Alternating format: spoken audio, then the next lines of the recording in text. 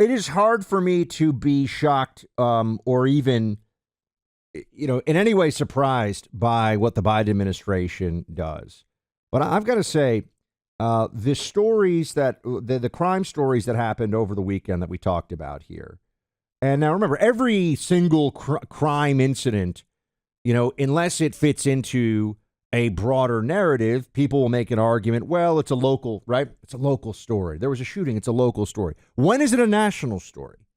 When is it a national story that requires the president of the United States to weigh in and make this a truly across the board, media focus and political focus for the whole country? So we know that Ralph Yarl, right? I believe I'm getting his name. I know his first name is Ralph. Ralph was shot by this elderly man who has now been taken into custody and is facing his life in prison for shooting this individual. We don't have a whole lot more in the way of details. Ralph, thankfully, again, there's no indication whatsoever that he did anything wrong, was menacing in any way, tried to break in. Because people are saying, well, what if? Well, right now we have to go with the facts. The facts are he did nothing wrong. The details, a couple of things that I do think for the defense will come out at Buck is it was 9:50 at night when this knocking on the door happened. They say this 85-year-old man, and I do think it's important to remember that he's 85 years old, was in bed already, heard the ruckus like somebody trying, he thought, to break into his house. This is what his story is.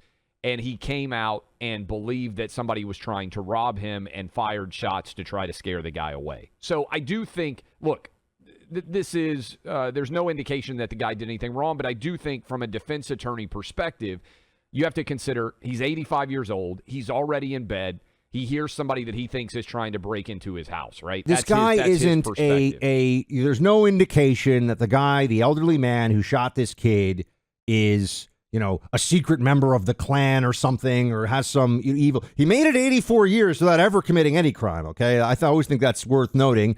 He's an old man. He's alone. He's scared. He may, he may very well here have broken the law. He wasn't trying to murder somebody for no reason. He got scared. Now, this is where you could probably get into, I don't know what even the legal equivalent would be, but, involuntary attempted manslaughter, something like that. Or, just right now they've charged him with a Class A felony assault. And every state has different laws about use of force and violence and things like that. But, okay, we've gotten, by the way, it's very important context that he was there at night. I'm just saying, it's not, the kid didn't, kick through the door. Correct. He wasn't shot on the premises. Again, 9:50 at night. Think about your 85-year-old grandpa. Yeah. Like, how is he going to react when he's already in bed? Like, that's late to him. There's more to the story. And by the way, the prosecutor here is saying there was a racial component to this. I would bet that when all is said and done and the facts actually come out, the racial component is a white guy shot a black guy here. Yes. That's it. That's the racial that the prosecutor, because the prosecutor, remember, initially they didn't even arrest the guy. Prosecutors, bowing to. Okay, but notice we're talking about this story so much because Joe Biden tweeted out, "We've got to keep up the fight against gun violence." This is from his official Twitter account. And Ralph, see you in the Oval Office once you feel better. Okay, so Ralph is fine. Ralph has no lasting injury. I mean, it's traumatic to get shot. I understand that, but he's out of the hospital fine. Right, he's not. There's no danger to his physical safety, or no lasting damage to him physically. He's a millionaire now. Okay, he's a millionaire. He's already had $3 million+ raised. But Biden tweets out about this and invites, why is this so different from Kaylin Gillis, who was shot by a guy with a shotgun for driving into the wrong driveway and murdered? I mean, allegedly murdered. We haven't seen officially all, but it certainly seems like that. Killed for sure, lost her life. Joe Biden, the New York Times, MSNBC have showed you here that this white girl who was killed in the driveway is worth much, much less to them as a news story and as a national point of conversation than this young black man who was shot, perhaps entirely illegally, but is fine and is now wealthy in addition to it already. How do they make this decision, Clay? How do they come up with this?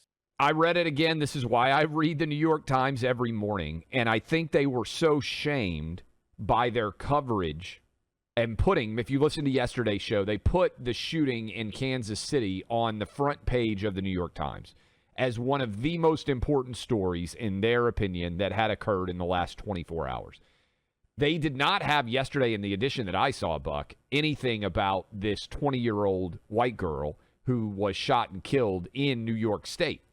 Today, they moved the story from the front page all the way to middle to back, and they now had a story above the Kansas City story. They had a story about the 20-year-old white girl who was murdered. I also think it's important to note both people had GoFundMe set up, Buck.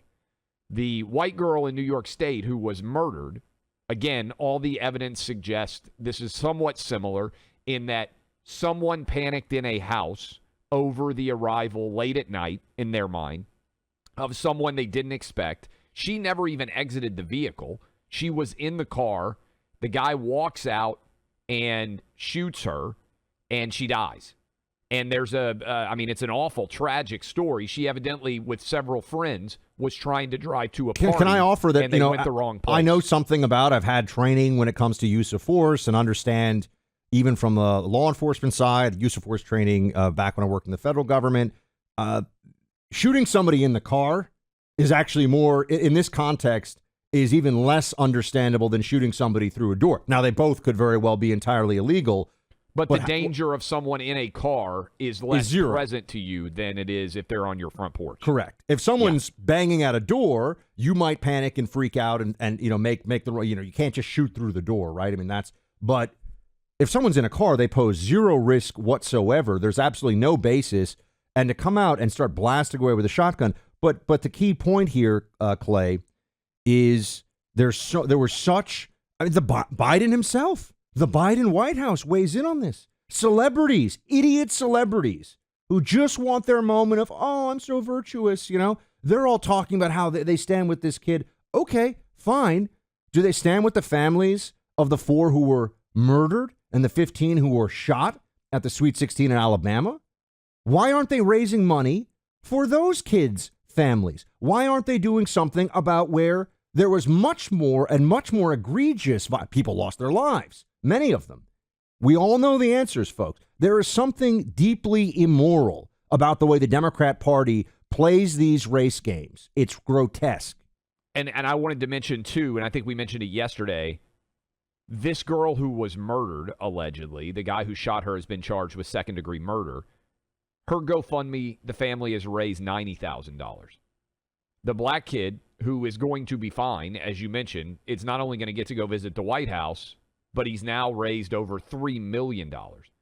So if you wonder what the power of narrative is, a white girl who was actually murdered, doing nothing wrong except going to the wrong house, has gotten, if my math is correct, 1/30th of the money as the kid who was shot and will 100% recover. Now, people can make whatever choice they want in terms of how they donate money into campaigns like those, but it's hard to rationalize how the girl who gets murdered and loses her life is worth 1/30th of the kid who was shot and is going to be fine. I mean, I'm just curious. Now they've made these 2 arrests in this Alabama. It's a mass shooting by FBI. 4 people killed, 15 shot. 15 shot. Think about that. 16-year-old's birthday party, right? At a 16-year-old's birthday party. 2 teenagers who have been named. They are African-American youth. They shot up a Sweet 16 party, murdered 4, shot 15, and the New York Times and the Washington Post and the entirety of the Democrat apparatus, from literally the president on down, thinks that it's a bigger deal that someone was shot and wounded at a door because it involved an elderly, possibly going through dementia, can't see, can't hear, white guy versus 2 teenagers. I mean, it's horrific. They shot up a Sweet 16 party. They could have killed 20 or 30 people. Well, the story here, and this is what so few people are actually willing to say, is black lives don't matter. unless white people are involved in threatening or taking them. But what is that? You're so right. What does that tell us? What does that tell us about the mentality? I think it's because the narrative of white racism is so predominant in the Democrat Party that anytime they can seize upon an incident of white racism to convince black people that they are still victims and that the world of the United States is eminently unfair to them. Here's what I mean. For one, of it. There's enormous political advantage in Democrats constantly doing this.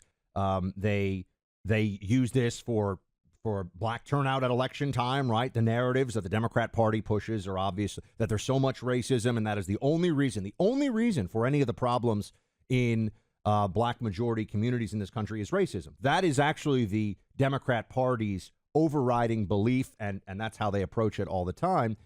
We can't talk about anything else. Family structure, can't talk about rule of law, police, nothing. It's just education, racism. The importance of education. Can't talk and you about sit it. here and you say, okay, hold on 1 second. This has really just turned into, and it has been this way for a long time, but Clay, I just think we have a perfect example of it here. This has turned into, it's similar to climate change. It's similar to these other belief systems that Democrats adopt that becomes really a mania. There's a monomaniacal focus on race from a lot of the Democrats and a lot of the left. And it almost turns into a religion. I mean, this is their great crusade, is to find everywhere and in all things the racism that explains everything. I mean, there's a delusion at the heart of this. So that's what I see here. And I think the New York Times, by the way, could you imagine if if they've got 1,000 journalists or whatever, working there. You imagine if one of them tried to come on the show and explain the editorial decision making here? It'd be fantastic. I would love to hear it.